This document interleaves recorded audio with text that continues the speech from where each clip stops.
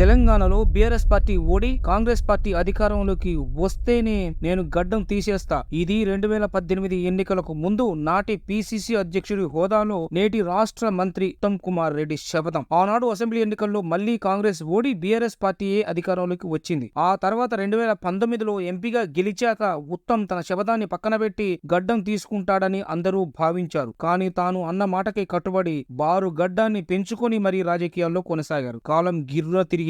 5 ఏళ్లు గడిచింది. 2023 డిసెంబర్లో ఉత్తమ్ శపథం నెరవేరింది. ఇది జరిగి 9 నెలలు కావస్తున్నది. ఆయన అనుకున్నట్టు తెలంగాణలో బీఆర్ఎస్ పార్టీ ఓడింది. కాంగ్రెస్ అధికారంలోకి వచ్చింది. అయినా ఆయన గడ్డం తీసుకోకుండానే మంత్రిగా కొనసాగుతున్నారు. దీంతో ఉత్తమ్ గడ్డం ఎందుకు తీసుకోలేదు భయ్యా అని సామాన్య ప్రజలు సైతం ప్రశ్నించుకుంటున్నారు. గమ్మత్ ఏమిటంటే ఉత్తమ్ తన కుటుంబంతో కలిసి తన నియోజకవర్గమైన హుజూర్నగర్ నియోజకవర్గంలోని పుణ్యక్షేత్రాలతో పాటు తిరుమల సహా ఇతర రాష్ట్రాల్లోని పుణ్యక్షేత్రాలను సైతం దర్శించుకున్నారు. దీంతో ఇక ఉత్తమ్ గడ్డం తీసుకుంటున్నాడు అంటూ సోషల్ మీడియాలో బాకాలు ఊదారు. అయినా వారి కోరిక నెరవేరలేదు. ఆయన కూడా ఎక్కడ తాను ఫలానా నాడు గడ్డం తీసుకుంటా అని ప్రకటించనూ లేదు. ఎందుకు కావచ్చంటారు? ఇక్కడే అసలు ట్విస్ట్ గమనించవచ్చు. కాంగ్రెస్ గెలిచినా, మంత్రిగా పదవి దక్కినా, పాలనా పగ్గాలు కొంత తన చేతికి చిక్కినా ఉత్తమ్ గడ్డం ఎందుకు తీసుకోలేదు అనే అనుమానాలకు త్వరలో తెరపడుతుందని కొందరు రాజకీయ విశ్లేషకులు సెలవిస్తున్నారు. 2018 అసెంబ్లీ ఎన్నికల్లో కాంగ్రెస్ పార్టీ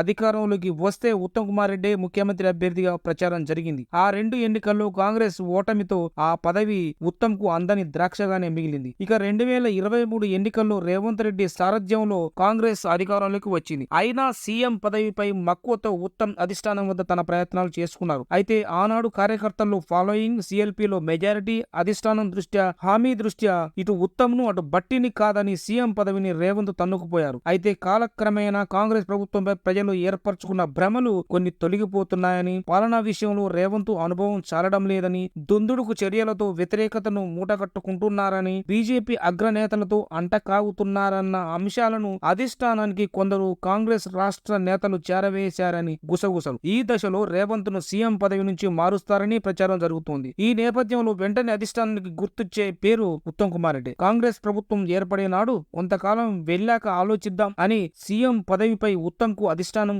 హామీ కూడా ఇచ్చిందని ప్రచారం ఉన్నది. ఇంకో విషయం, దఫాల వారీగా సీఎం పదవిని పంచాలని ఆనాడు ఉత్తమ్ బట్టి అధిష్టానాన్ని కోరారని ఆనాడే ప్రచారం జరిగింది. ఈ అంశం కూడా అధిష్టానం ఆలోచిస్తుందని వారిద్దరిలో ఆశలు ఉన్నాయి. దీంతో తాను ఎప్పటికైనా సీఎం అవుతాననే ఆశతో ఉత్తమ్ ఊగిసలాడుతున్నారని రాజకీయ విశ్లేషకులు తేల్చి చెబుతున్నారు. ఆ ఊపుతోనే ఏకంగా ముఖ్యమంత్రిని అయ్యాకే గడ్డం సహా తలనీలాలు సమర్పిస్తానని దేవుడికి మొక్కుకొని ఉండొచ్చని అంటున్నారు. అందుకే అధికారంలోకి వచ్చి 9 నెలలు కావస్తున్నా గడ్డం తీసుకోలేదని అంటున్నారు. కనీసం ఎక్కడా ప్రస్తావించకుండా తన పని తాను కానిచ్చేస్తున్నారని చెప్తున్నారు. మరో ట్విస్ట్ ఏమిటంటే ఉత్తమ్ కుమార్ రెడ్డి కల కూడా ఈ ఏడాది ముగిసే లోపే నెరవేరుతుందని, ఆ వెంటనే గడ్డం సహా తలనీలాలు సమర్పించి తన మాటను తీర్చుకుంటారని సెలవిస్తున్నారు. ఉత్తమ్ గడ్డం విషయం కాలమే నిర్ణయించాలి మరి.